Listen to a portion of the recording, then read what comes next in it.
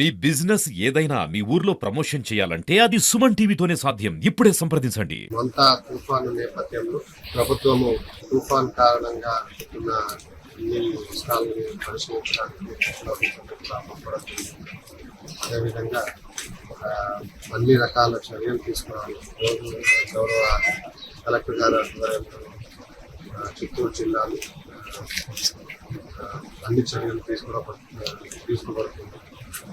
ఇక్కడ చూస్తే ఈ రోజు వరకు చిత్తూరు జిల్లాలో ఎక్కువ వర్షపాతము ఈ నగరి, విజయపురం, నింద్ర ప్రాంతాల్లో ఎక్కువ వర్షపాతాలు పడినాయి. దాదాపు నిన్న ఒక 15 నుంచి 20 మిల్లీమీటర్ల వరకు కూడా నిన్న వర్షాలు పడింది. ఇప్పుడు కూడా పడుతున్నాయి.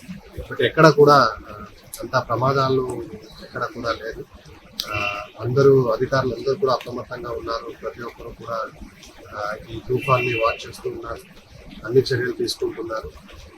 ఈరోజు చూస్తే ఎక్కడెక్కడ మనకు కల్వర్ట్స్ ఓవర్ఫ్లో ఉన్నాయో, సో ఆ ప్లేసెస్ అన్నీ కూడా మనుషులతో గార్డ్ చేయడం జరుగుతుంది. బ్యారికేడింగ్ కూడా పెట్టడం జరిగింది. సో అధికారులు అందరూ కూడా అప్రమత్తంగా ఉన్నారు. అదేవిధంగా ఎక్కడైనా చెరువులు, దాదాపు చిత్తూరు జిల్లాలో అయితే ఒక 50 చెరువుల వరకు ఓవర్ఫ్లో అవుతున్నాయి. అవన్నీ కూడా ఇరిగేషన్ అఫీషియల్స్ మానిటర్ చేస్తున్నారు.